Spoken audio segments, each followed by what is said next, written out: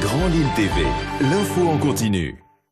Vendredi 23 mars, bienvenue à toutes et à tous sur Grand Lille TV, toute l'actualité de la métropole lilloise.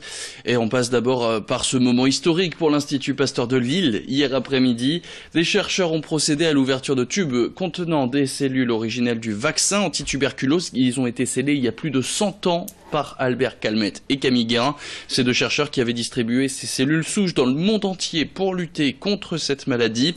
Alors désormais, les chercheurs vont pouvoir remettre en culture ces cellules souches afin d'observer les mutations pour augmenter l'efficacité du BCG qui ne protège pas en fait contre toutes les formes de tuberculose, une maladie qui pourrait bien être fortement diminuée, voire éradiquée grâce à ces recherches. Dans le monde, la tuberculose tue plus que le sida, elle reste la maladie infectieuse la plus mortelle.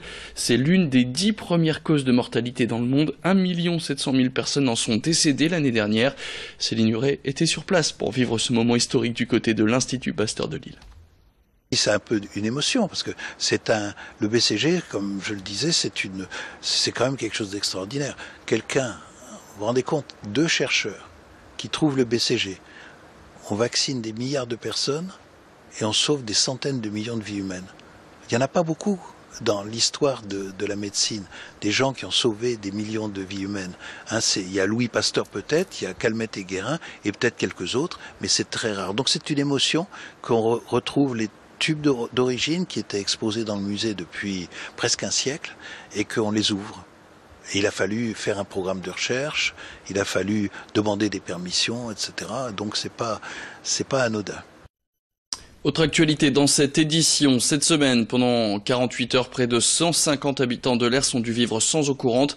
La faute à une pollution du réseau public qui a été découvert lundi dans la soirée et l'eau a été seulement rétablie mercredi soir, mais uniquement pour permettre à ces personnes d'aller aux toilettes car l'eau reste polluée, donc non potable. Impossible de faire à manger, de faire la vaisselle ou de se laver les dents.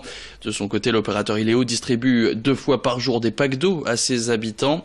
La société responsable du réseau a, elle, entrepris des travaux pour nettoyer la canalisation responsable de cette pollution, mais il faudra encore quelques jours pour que tout rentre dans l'ordre. Écoutez ce témoignage, celui d'un des habitants impactés. Il répondait aux questions de Brieux-Gorgy. Est-ce que c'est une fosse septique qui a été vidée ou quoi que ce soit, ou une fuite dans les canalisations et que ça a engendré certainement des difficultés au niveau de la nappe phréatique? Mais se dire qu'à l'heure actuelle, il y a une pollution, moi je m'étonne encore. Comment ça vient en 2018 des pollutions, quoi? On fait pas mal de travaux, qui a percé quoi, un tuyau ou quoi que ce soit, on n'en sait rien. Ben nous on paye pourquoi? Bon là, pour l'instant, on voit l'étendue du problème, on voit pour qui on paye, hein, la société Iléo notamment, qui fait un travail extraordinaire, mais en ce moment, on ne sait pas dire exactement l'étendue du problème. On sait qu'on a de l'eau justement pour les sanitaires, et le reste après, c'est pas consommable.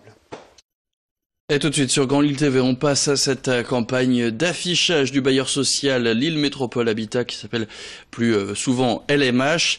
Cette nouvelle campagne d'affichage qui se lance auprès de ses locataires pour demander le respect des agents de l'entreprise. En 2017, en moyenne, 2 salariés ont été menacés ou insultés chaque semaine. Une agression physique a été enregistrée par mois. Les collaborateurs LMH sont régulièrement victimes d'incivilités, des crachats, des insultes, des épanchements d'urine dans les parties communes. Et ces actes ont un coût près d'1 200 000 € de réparation.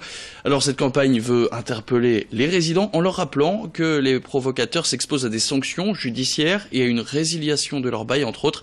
Plus d'explications dans cette interview réalisée par Edil Gunaï. Pas de retour de la part des locataires eux-mêmes, ou en tout cas d'évaluation de ce que ça produit en termes de résultats. C'est un peu trop tôt pour le dire, d'autant qu'on n'est qu'à la première phase de cette campagne et qu'une deuxième phase suivra. Parce que toutes les résidences ne sont pas confrontées au même, et toutes les agences ne sont pas confrontées au même type d'incivilité, et que sur certains secteurs, les situations sont bien plus préoccupantes et bien plus graves que sur d'autres. Et donc cette campagne choc, elle va plutôt être ciblée sur ces secteurs, sur ces résidences les plus exposées, en tout cas aux phénomènes les plus durs, les plus sensibles, pour être adapté, pour nous adapter en tout cas aux situations différentes d'un quartier ou d'une résidence à une autre. On passe maintenant à ce restaurant qui n'est pas comme les autres. Direction Alluin, où cet établissement favorise l'accès au monde du travail pour des jeunes souffrant de troubles psychiques. Alluin donc, où la municipalité a prêté son estaminet du Moulin au pôle de santé mentale de la vallée de la Lys, le PSM Lille Métropole qui est à la base de ce projet. Alors pour mener à bien ce projet dont le coût s'élève à 200 000 € rien que pour les travaux, il a fallu trouver des partenaires mécènes privés. Et c'est à la base, donc, c'est un atelier cuisine avec un professionnel qui a donné conscience aux organisateurs que les jeunes étaient captivés par ce monde, non seulement du travail, mais aussi de la restauration. Projet donc qui se développe, qui se révèle bénéfique. Pour les jeunes, il reste encore des travaux qui auront lieu en fin d'année, avant l'ouverture en 2019. Présentation de ce projet avec Joël Warneau et Sinara Nunes. Le restaurant va établir donc des menus, va établir également une façon de travailler pour pas mettre en difficulté nos patients.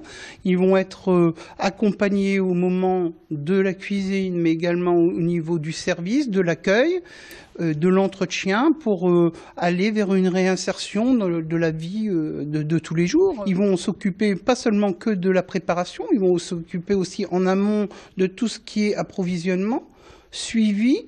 Il va avoir vraiment, ce sera en cuisine, il y a deux choses qui prévaut. Un, la rigueur, l'autre, l'amour. L'amour de servir, la rigueur, c'est d'être à l'heure, au moment donné.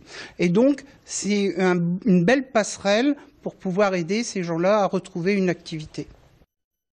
Et puis on se quitte avec ces images qui ont été tournées au cœur de Rallye, où vous retrouvez un pop-up store, un magasin éphémère en français.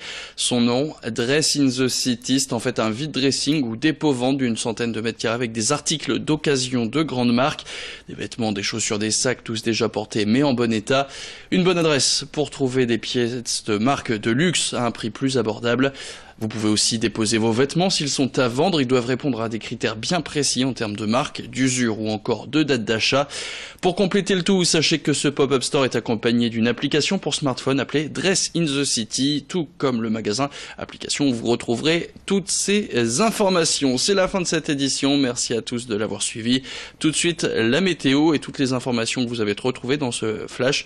Je vous rappelle qu'elles sont disponibles sur notre page Facebook Grand Lille TV.